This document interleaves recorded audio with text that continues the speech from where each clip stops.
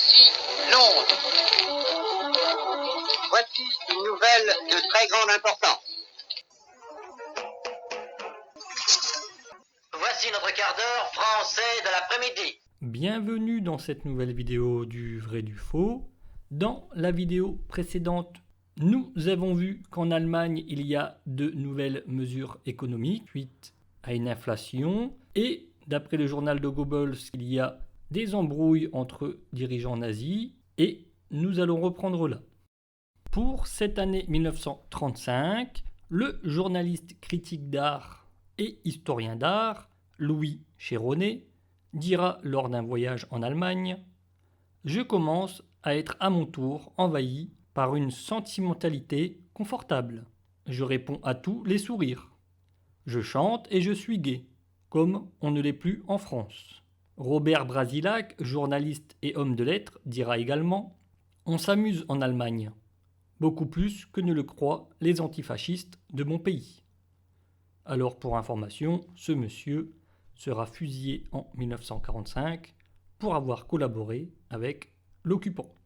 Le 1er janvier 1935, l'amiral Canary prend la tête de l'Abwehr, le service de renseignement de contre-espionnage allemand. Nous le verrons par la suite, mais ce monsieur est l'un des responsables de la défaite allemande et de la victoire des Alliés. Le 3 janvier, Hitler rassure l'armée « Ma confiance en la Wehrmacht est inébranlable ». Pour cette même date, rassemblement à Berlin de tous les responsables du parti, le NSDAP veut prouver son unité et sa détermination et tente de mettre fin aux querelles internes. Également, la nouvelle ordonnance d'habilitation exige que tous les Allemands de souche et leurs épouses possèdent un certificat d'arianité.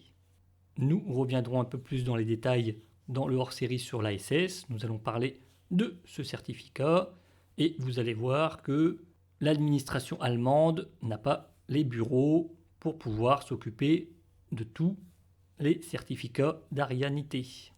Et cela jusqu'à la fin de la guerre. Ce qui donne des personnes ayant des certificats, d'autres non, et des personnes possédant des certificats alors qu'ils ne sont pas obligatoirement à rien à 100%.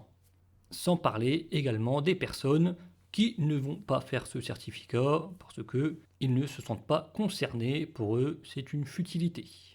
Le 7 janvier, rencontre entre Laval et Mussolini, aboutissant à la signature des accords de Rome. Les frontières entre le Tchad et la Libye sont rectifiées en faveur de l'Italie, qui récupère la bande d'Aouzou contre la promesse de s'opposer à l'Anschluss. Cela donne à l'Italie la main libre pour conquérir en Afrique de l'Est. Le 13 janvier, en Sarre, consultation de la population pour son éventuel rattachement à l'Allemagne. Approbation à plus de 90%. 8,8% pour un statu quo et 0,4% pour un rattachement à la France. En violation du dispositif prévu par la Société des Nations, qui prévoit que rien ne pourra se passer tant qu'elle n'aura pas entériné le référendum, les troupes allemandes occupent immédiatement la zone. L'industrie est placée sous l'égide de la Chambre économique du Reich. Hitler est vu comme un héros et les opposants politiques et les juifs réfugiés en Sarre devront émigrer principalement vers la France. Cela concerne environ 6000 personnes. Pour information, depuis la fin de la Première Guerre mondiale, la Sarre était occupée par les Alliés, principalement par les Français. Et lorsque des opposants politiques ou des Juifs, par exemple, se réfugiaient en Sarre, parce que expulsés d'autres régions, et comme cette région est occupée par les Français, les Allemands ne peuvent pas virer ces opposants politiques ou ces Juifs eux-mêmes. Ils sont obligés de demander l'autorisation à la France. Et lorsqu'ils faisaient des demandes, la France disait que, comme ce n'est pas son pays, que c'est une région d'Allemagne, ils ne pouvaient pas, eux en tant que Français, se permettre d'éjecter des personnes d'Allemagne. Et lorsque l'Allemagne reprendra sa région, toutes ces personnes sont obligées d'émigrer. Et je vous parle que les émigrés arrivaient en Sarre bien avant 1933 et l'arrivée des nazis. Cela commençait déjà dans les débuts années 20. Et pareil, quand nous disons des juifs, il faut comprendre des sans-papiers venus de l'Est. Churchill écrira dans son ouvrage Les grands contemporains: il n'est pas possible de prononcer un jugement exact sur une personnalité de la vie publique qui a atteint la proportion d'Adolf Hitler avant d'avoir sous ses yeux l'œuvre entière de sa vie. Nous ne pouvons dire si Hitler sera l'homme qui déchaînera une nouvelle guerre mondiale dans laquelle la civilisation sombrera irrémédiablement, ou s'il passera dans l'histoire comme l'homme qui a rétabli l'honneur et le sens de la paix dans la grande nation allemande et qui l'a aidé avec sérénité, avec force, à reprendre sa place au premier rang de la famille des peuples européens. Le 15 janvier, l'enseignement des théories raciales devient obligatoire dans les écoles d'Allemagne. Le 17 janvier, la Société des Nations décide le rattachement de la Sarre à l'Allemagne au 1er mars 1935. Le 24 janvier 1935, Heinz Ling, qui est SS dans la Leibstandarte depuis mars 1933, est affecté au Berghof, où il devient adjoint du majordome principal d'Hitler après avoir suivi une formation à l'école hôtelière de Munich.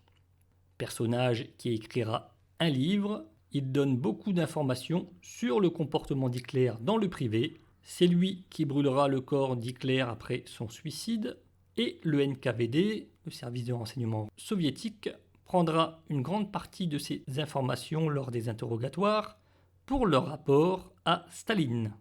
Donc, personnage très important pour comprendre certains aspects d'Hitler, parce que ce monsieur est dans l'intimité directe d'Hitler. Du 27 janvier au 30 janvier, Göring se rend en Pologne afin de créer un front anti-soviétique. N'oublions pas qu'il avait déjà fait une visite en 1934, déjà pour essayer de créer une alliance avec la Pologne contre la Russie, et il est de retour en 1935 pour la même raison. Le 30 janvier, l'auto-administration des municipalités en Allemagne est remplacée par le national-socialiste Gauleitung. Les Gauleiter ont le droit de désigner et de révoquer les maires et conseillers municipaux. Donc là, c'est sur le papier qui les autorise, mais comme déjà dit dans les vidéos précédentes, cela se faisait déjà, principalement avec l'aide des SA qui menaçaient les maires et que des SA prenaient la place en tant que maires. Cette loi est là pour mettre en conformité la gestion des communes sous la direction du Parti national-socialiste. Pour ce mois de janvier 1935, Goebbels nous dit « Inauguration solennelle de l'exposition de la Sarre. Mon discours, entente franco-allemande. Il suscite l'attention. Les Sarrois d'outre-mer pleurent. Tragédie d'un peuple. L'exposition de la Sarre est bien faite. Je la visite en détail avec S. Le soir au Sport Palace, plein à craquer. Manifestation pour la Sarre. S parle. Le contenu est bon, la diction monotone. Mais l'ambiance est formidable. Lundi, entente entre Laval et Mussolini. Pour combien de temps? L'Allemagne se tient à l'arrière-plan. La question du réarmement fait aussi partie des accords. Par la suite, Goebbels revient sur le référendum en Sarre. Il dit qu'avant d'avoir les résultats, ils sont préparatifs pour justement faire la fête, mais qu'ils sont quand même en tension et que l'attente des résultats est insupportable. Et le jour J, mardi, réveil à 6 heures. Je me rends sur le champ au bureau. Toute l'Allemagne retient son souffle. Encore un quart d'heure d'attente. Puis, à 8h15, Rode parle à la radio. Immense victoire. Burkel annonce au Führer 90,5% pour Hitler. Émotion très profonde. Hitler répond depuis Berchtesgaden. Des larmes aux yeux, la paix avec la France. Nous te louons, Seigneur. j'annonce publiquement les décrets. En quelques minutes, le pays arbore une mer de drapeaux. C'est indescriptible. Le triomphe du patriotisme. Conversation téléphonique avec le Führer. Il déborde de joie. C'est un succès à ne pas minimiser, aussi bien en politique intérieure qu'en politique extérieure.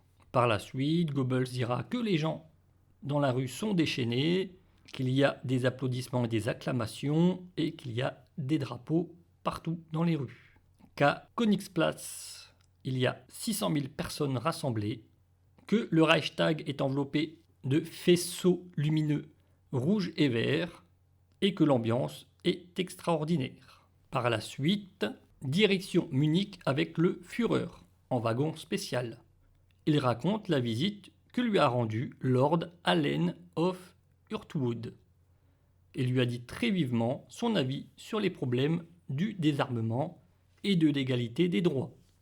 Les Anglais ont actuellement des ennuis de politique intérieure. C'est à notre avantage.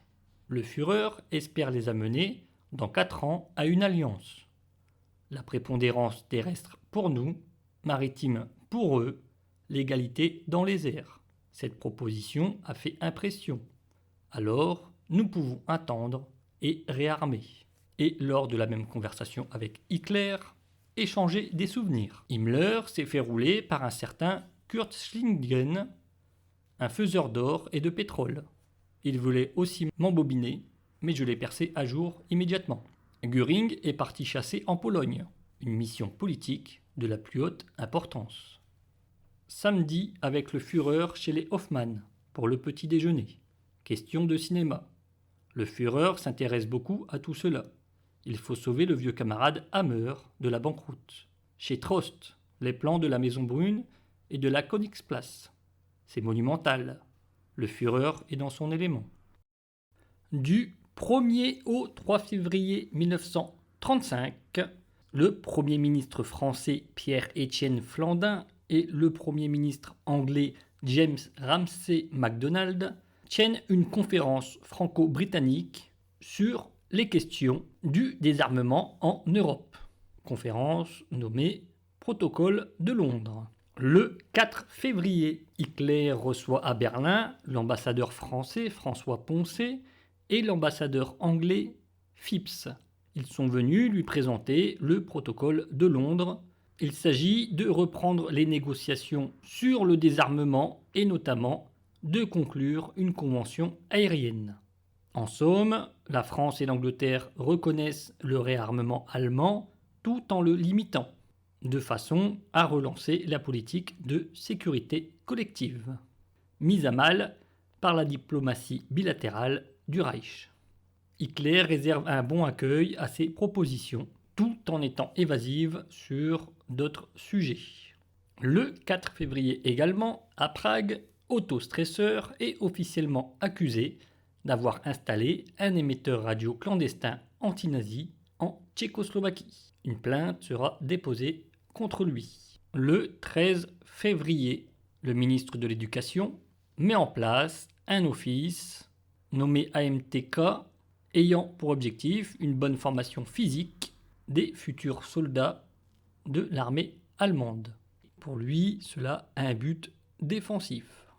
Le 14 février 1935, Hitler visite le salon de l'automobile. Après le salon de l'automobile, Renault commence discrètement une relation économique avec le Reich. Louis Renault dira que la collaboration économique est un salut des dissensions politiques internationales. D'après un rapport des discussions entre l'industriel et Hitler, M. Renault dira que tous les conflits entre les peuples n'ont eu jusqu'alors qu'une origine économique. Le 17 février, instauration en Allemagne de la journée de travail de 8 heures. À cette même date, Mussolini masse en Somalie italienne de nombreuses troupes en vue de l'invasion de l'Abyssinie. Le 21 février, l'Église confessante met en garde contre le néo-paganisme prôné par le régime nazi. Le 26 février, loi instaurant pour tout salarié un livret du travail. afin de contrôler l'embauche et la rentabilité. Celui-ci sera rendu obligatoire par un décret du 16 mai. Ce livret est indispensable pour trouver un emploi. Pour ce mois de février, Goebbels revient sur la rencontre entre Hitler et les ambassadeurs français et anglais. Travail au bureau. Réponse allemande à Paris et Londres. Nous sommes prêts à engager des pourparlers. Toutes les portes sont ouvertes, mais rien n'est définitivement fixé. Maintenant, c'est aux autres d'agir. Par la suite, inaugurer le salon de l'automobile. Un grand événement solennel, le Führer fait un très bon discours. Il donne à toute l'affaire le mouvement et l'impulsion. Le salon lui-même est très impressionnant, surtout Porsche et Mercedes. Par la suite, le Führer au Kaiserhof. Problèmes généraux. Il est touchant envers moi. À la maison, travail, penché sur la télévision. Ça fonctionne maintenant. Par la suite, de bonne heure à la conférence des Gauleiter. Milk, question de l'aviation, exploit extraordinaire. À la fin de cette année, nous aurons la flotte aérienne la plus puissante. Des chiffres fantastiques. Que valent de petites expositions face à cela? Göring parle de l'aviation. Il est très clair et solide. Réforme du Reich. Il défend habilement la position de la Prusse. Il s'y connaît. Travail au bureau. À midi, le Führer déjeune avec tous les Gauleiter. Par la suite, le Führer au Kaiserhof. Ce matin, 2 condamnations à mort pour trahison ont été prononcées contre des femmes de la noblesse. Pas de grâce. Mais faut-il les exécuter devant la Reichswehr et le ministre de l'Aviation et le département 7 du ministère de la Propagande? Alors le département 7 du ministère de la Propagande concerne la propagande faite à l'étranger. Je doute du résultat. Je vais soumettre de nouveau aujourd'hui mes réflexions au Führer. Je crois que les conséquences négatives l'emportent sur les positives. Nous voulons bien inspirer la peur et non l'horreur. Pour information, pour ces 2 femmes de la noblesse condamnées à mort, il s'agit d'une affaire impliquant 3 jeunes femmes de l'aristocratie prussienne accusées de trahison au profit de l'espion polonais Sołnowski. Et 2 sur les 3 seront condamnés à mort et exécutés le 18 février.